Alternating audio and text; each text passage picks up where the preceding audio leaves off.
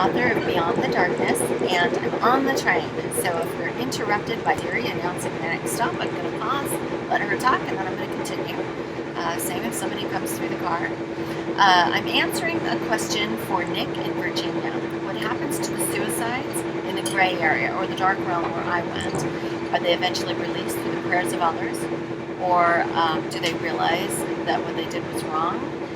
Do they have a realization of God? And are they reincarnated? So the first thing that I want to say is that I can only speak to my experience. And I was dead for just a few minutes, just like any other near-death experiencer. I have no idea what happens 10 hours down the road or 2 weeks. We get a very narrow glimpse, actually. And it's specific to you. It's specific to what you need. So, having said that, I can speak to my beliefs, what I experienced, what I saw, my interpretation of my own near-death experience. And I can make some assertions based on that.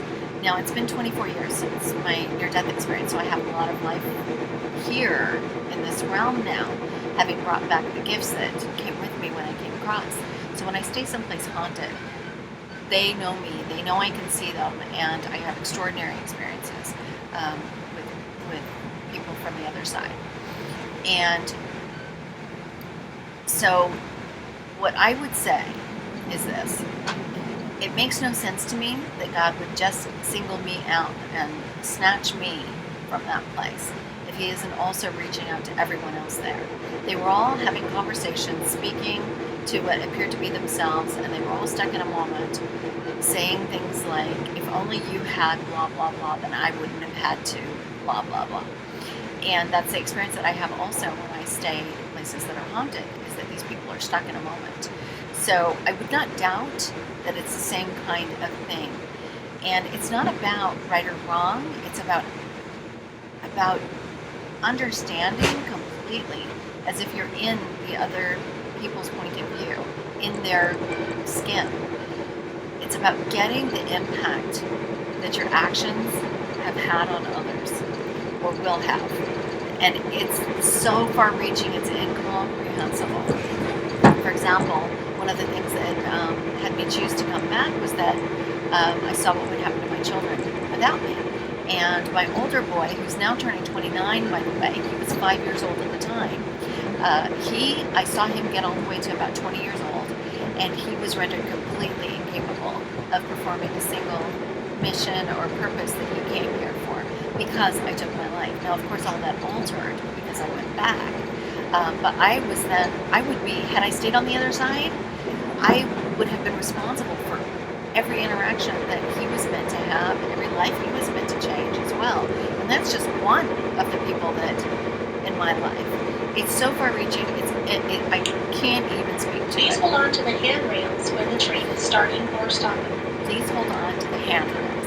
Okay, will do. So, the prayers of others. Our thoughts and our prayers are so much more powerful. Our words are so much more powerful than we have even the ability to comprehend. I absolutely pray for people on the other side. I do all the time. And I encourage you to if you've lost somebody that way. And then I also want to say that I have some friends who have lost people that were close to them, brothers, children, to suicide. And they've had visitations from their spirits, and they have communicated, hey, I'm good, I am okay, I'm in a good place. So no, it's not permanent. It's simply a way station, a place for you to get the impact of your actions, and then you're released. Now, as far as being reincarnated, I don't know. I didn't experience that. I didn't believe in reincarnation when I went there. You do take your filters with you to the other side.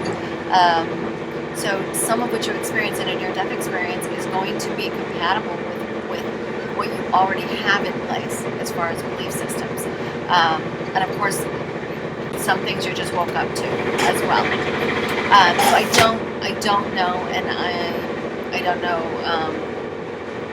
I have no idea about that. I do know that you're not stuck there, that it's not forever.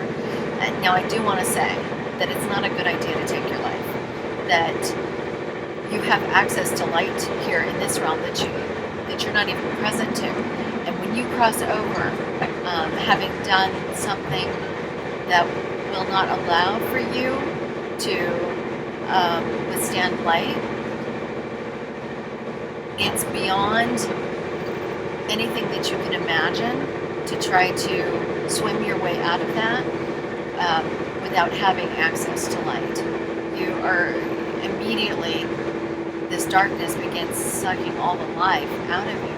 So it's not a good idea. I don't recommend it. And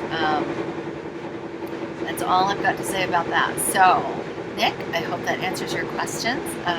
And of course, you can email me at Angie@angiefenimore.com, or you can inbox me at Facebook, and I am happy to answer questions.